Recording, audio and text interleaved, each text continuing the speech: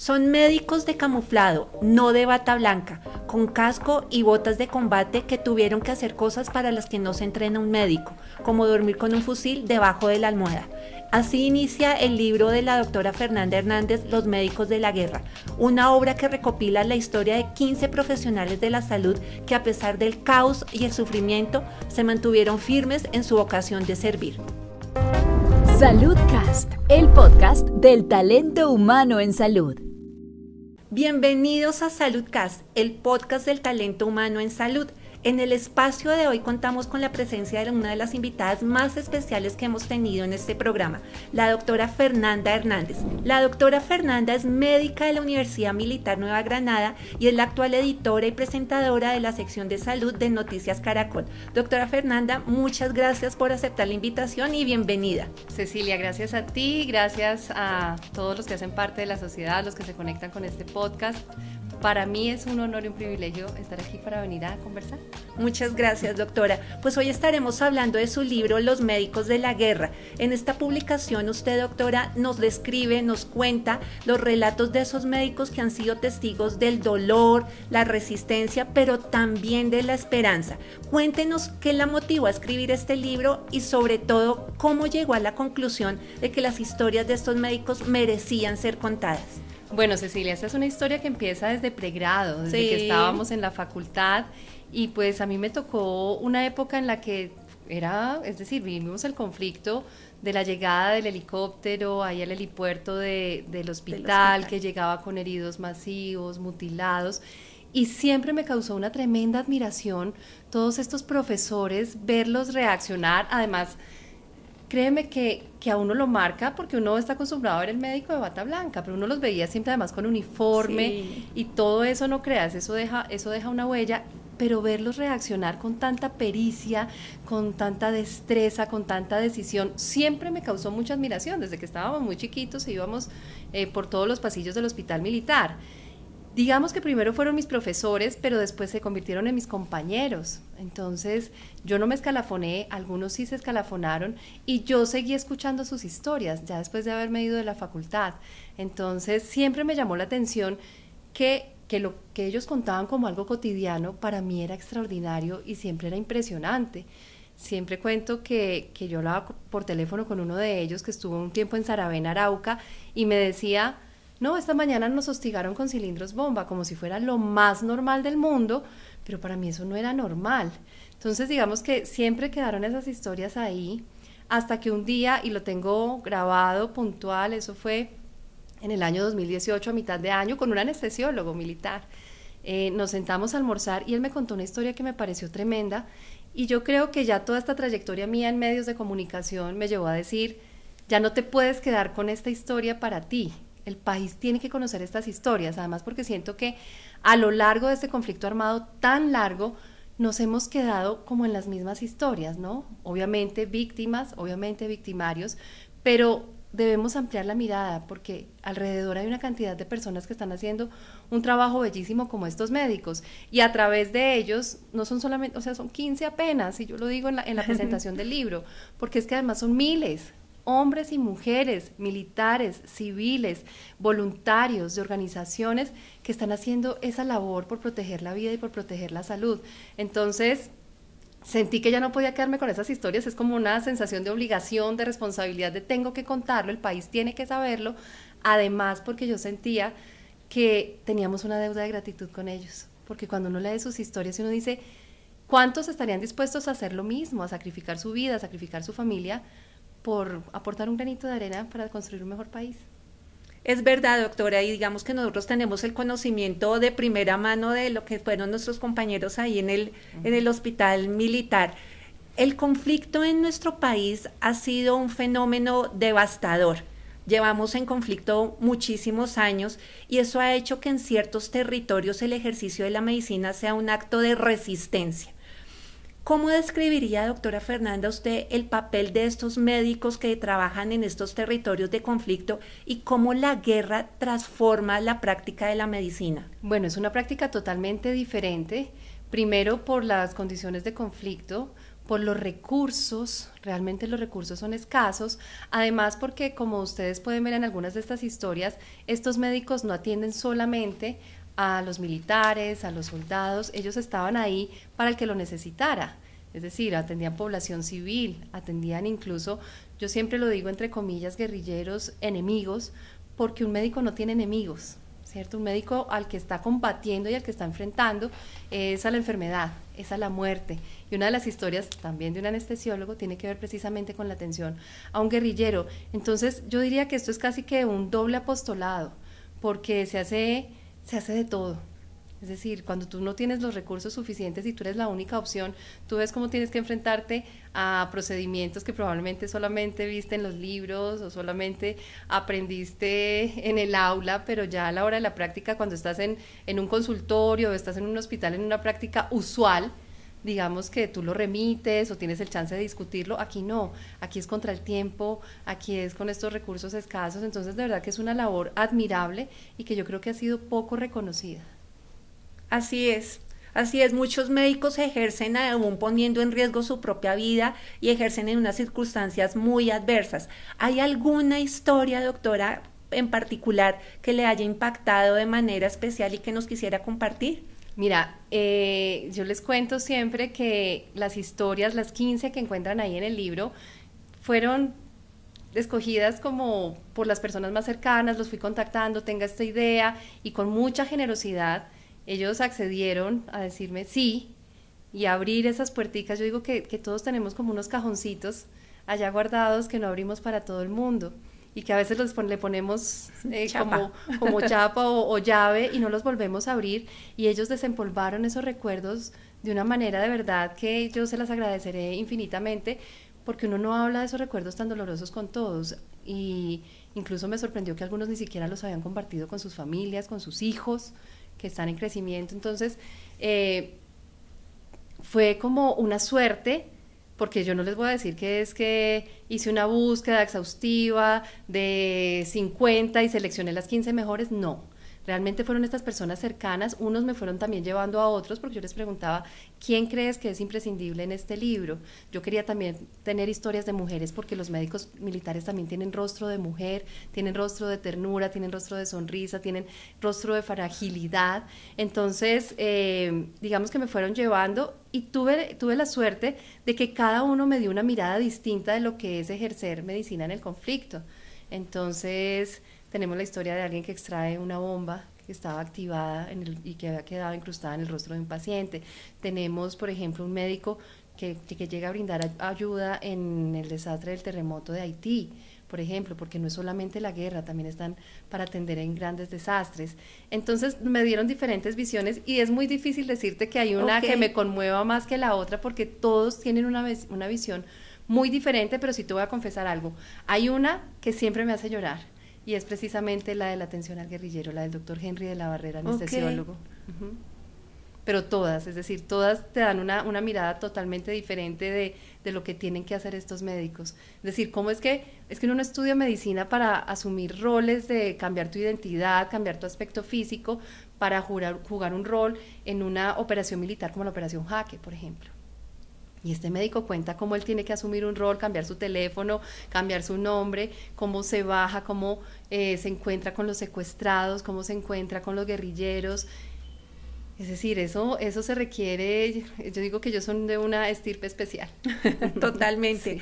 En esos relatos que usted logró recopilar, doctora Fernanda, es inevitable darse cuenta que la guerra deja secuelas no solo en lo físico, sino también en lo emocional y en lo psicológico. Hablemos un poquito de la salud mental de los profesionales de la salud que trabajan en zonas de conflicto. Claro, mira, yo les hacía esa pregunta, ¿cómo hacen para manejar tanto dolor, tanta presión? Y muchos coincidieron en que, por ejemplo, la conversación es algo que los salva y que los ayuda como a liberar esas emociones con esos colegas que muchas veces se vuelven tu familia, porque pasas más tiempo con ellos, y cuando ustedes ven el libro, muchas de las historias están alrededor de la retoma de la zona del Caguán, donde se dispuso de una operación militar, pero además de una operación para los médicos especial, porque se adivinaba que venía un incremento desmesurado de heridos, entonces debían tener también una estrategia médica para responder a esto. Entonces ellos pasaban meses allá en esta zona, en alguna de estas bases que fue triangulada. Entonces ellos me hablan de la conversación, pero a veces el afán, a veces la presión, a veces el volumen de heridos y de trabajo ni siquiera deja tiempo para pensar en ellos. Yo creo que incluso, sabes, que esta conversación después de tanto tiempo tuvo un efecto terapéutico, y a mí me conmovió muchísimo, si tú me preguntas, verlos quebrarse cuando empezaban a sacar todos estos recuerdos, además que uno los ve como estos personajes aguerridos, fuertes, y cuando, por ejemplo, en este momento me llega a la memoria uno de los ortopedistas, que es este profesor que yo digo, le hizo frente a la guerra con la mejor arma que aprendió a manejar, que fue los tutores. Cuando yo le pregunto, ¿hay algún caso en particular que recuerde de su ejercicio como médico militar? Y este hombre se queda con los brazos así cruzados, mira hacia el piso y empieza a llorar. Entonces él dice, mi primer paciente de un transporte óseo, porque es un paciente que hice a escondidas. Entonces, claro, imagínate, yo lloro con mucha facilidad, pues yo decía, yo tengo que guardar la compostura, tengo que mantener el relato de la entrevista, pero eso me conmovió un montón. Entonces yo creo que esto también tuvo un efecto terapéutico. Ellos hablan de la conversación, para resumirte, y pues obviamente hay un soporte psicológico detrás, porque es totalmente necesario, es decir, están expuestos a situaciones realmente muy difíciles. Ahorita lo mencionábamos, el tema del conflicto en el país parece una situación de nunca acabar. De hecho, en la actualidad tenemos zonas de epicentro de violencia como el Chocó y el Catatumbo. ¿Cómo se siente un médico que está acostumbrado a salvar vidas, ahora teniendo que abordar no solo lo físico, sino también tener que hacer el manejo de los pacientes, de lo emocional y de lo social incluso? Claro, mira, ellos me decían que ellos tenían que ser salubristas, tenían que ser psicólogos, además se convertían como en esa moral para los soldados y para los militares. Ellos salían a la zona de combate, pero sabían que muy cerca tenían un equipo con el mejor entrenamiento para responder en caso de caer heridos. Entonces, de verdad que es admirable, porque muchas veces uno dice, tú no te entrenas para asumir tantas responsabilidades, y fuera eso tenían que asumir responsabilidades militares, y ellos me lo dejan muy claro. Tú llevas un brazalete que te identifica como personal de salud, y digamos que dentro de los códigos se debe respetar al personal de salud, pero ellos me dicen, somos un uniformado más, y éramos un uniformado más, y el enemigo es uniformados. Entonces, tener que cargar un arma. Yo creo que uno no estudia medicina pensando en que en algún momento va a tener que utilizar un arma. Entonces, asumir esas responsabilidades, de verdad que ellos me lo contaron, la mayoría son retirados. Hay uno que es civil, pero que él dice, no tuve que vestir un uniforme para amar con todas mis fuerzas a la fuerza pública. Pero yo te traduzco lo que ellos me transmitieron a mí, y ellos sienten angustia y ellos sienten un poco de temor por lo que está sucediendo, porque se está recrudeciendo el conflicto, y de una u otra forma, digámoslo así, la tropa está sola, porque esta estrategia que se llamó el GATRA se desmontó con los diálogos de paz en el año 2016. En el libro, doctora, se relata constantemente el sacrificio que hacen estos médicos que trabajan en zonas de conflicto. ¿Cómo vive el médico esa dualidad entre ser un profesional de la salud, pero a la vez ser como víctima de un conflicto que no eligió? Claro, y hay un profesor, yo creo que muchos lo recuerdan, el doctor Ricardo Uribe, que tampoco fue militar, pero él vivió la guerra desde los quirófanos, y tenemos una imagen que tal vez todos recordamos porque fue noticia, él sacando una granada que había quedado incrustada en la pierna de un paciente, de un soldado, y él lo vemos, esa imagen para mí es inolvidable, porque él está caminando con este traje antiexplosivos por el helipuerto del hospital militar, llega a la camilla del paciente a extraer la granada, y él me dijo una frase, alguna vez que yo lo entrevisté para el noticiero, que a mí no se me olvida, y él me decía, todos en Colombia debemos sentirnos víctimas del conflicto, así no hayamos estado en el campo de batalla, y tiene que ver con esa pregunta que tú me haces. Yo creo que esto es yo creo que es un mecanismo de defensa, el hecho de haber vivido tantos años de conflicto. Entonces como que somos un poco indiferentes, y como vivimos en ciudad tal vez lo vemos un poco lejano, pero yo creo que todos de una u otra forma, y yo te voy a confesar algo, una de las retroalimentaciones más valiosas que he obtenido con el libro es que me han escrito muchos profesionales de la salud, mucho talento en salud, no solamente médicos, diciéndome, a mí me pasó esto, yo viví esto, yo hice el rural en tal zona. Es más, yo, que no me escalafoné, yo estuve en una zona paramilitar y me tocó recibir muchas víctimas de este conflicto. Entonces, sí, todos de una u otra forma somos víctimas de este conflicto, y yo creo que el día que lo entendamos, el día que lo asumamos, yo creo que podemos construir un mejor país y no verlo como algo lejano.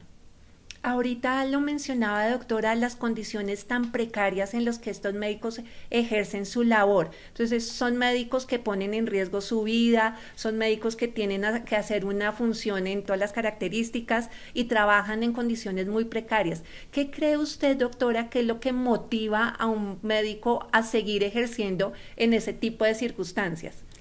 Yo creo que son muchas cosas. Yo creo que es el amor por esta profesión, porque yo creo que en el fondo sí seguimos llevando esa vocación de servicio, de ayuda, pero además también todos coincidían en aportar para construir un mejor país, poner ese granito de arena por un mejor país, ser esa cara amable que ayuda a esa persona que es más vulnerable dentro de las fuerzas militares, que es el soldado.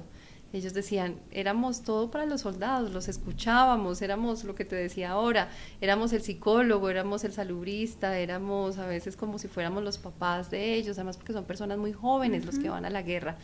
Entonces, sí, yo creo que es asumir ese amor por un país y por construir un mejor país. Además, saben que a mí eso también me conmovió un montón, y es que todos cuentan esos sacrificios, cómo estuvieron en riesgo, cómo muchos de sus familias terminaron en divorcios, terminaron con muchos sacrificios desde el punto de vista personal, familiar, social, nacimientos de sus hijos, ellos estaban lejos, enfermedad, cumpleaños, años nuevos. Pero al final, cuando yo les hacía esa pregunta obligada de si volverían, a pesar de todos esos dolores físicos, emocionales y familiares, a ser médicos militares, mira, no lo dudaban. Cuando tú me haces una pregunta, yo me pierdo. Cuando yo les hacía preguntas, ellos se perdían y terminaban respondiéndome otra cosa, porque, es decir, está la fuerza de todo lo vivido, que conversarlo en 1 hora, 2 horas o 3 horas es realmente difícil y fue muy retador, pero a eso sí me respondían inmediato y contundente. 1000 veces volvería a ser médico militar, y volvería, a pesar de todas las adversidades, volvería a serlo.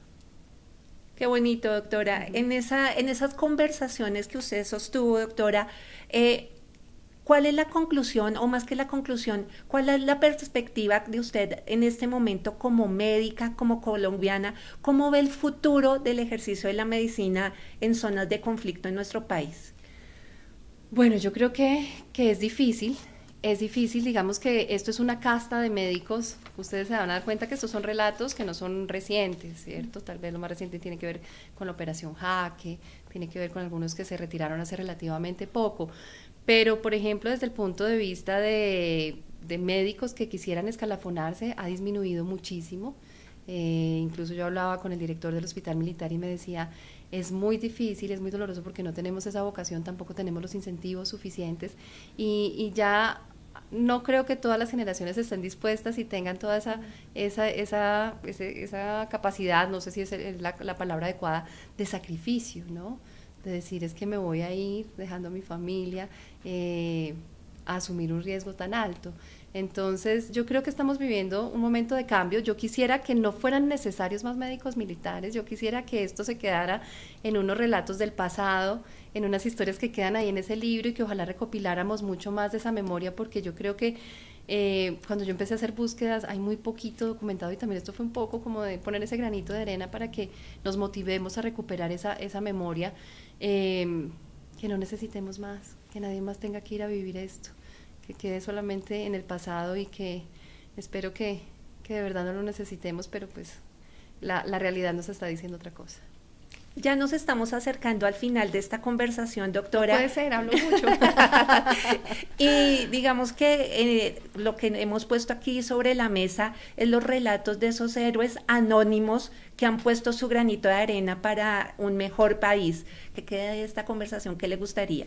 Bueno, yo creo que, por ejemplo, la pandemia puso sobre la mesa también al personal de salud, a esas personas que están ahí en esa primera línea, y que esto fue otro combate, ¿no? Esto fue otra guerra que vivimos, y en ese momento vimos muchos contrastes, vimos gente que les hizo homenajes, vimos gente que les hizo ese reconocimiento, pero también vimos rechazo, vimos estigma.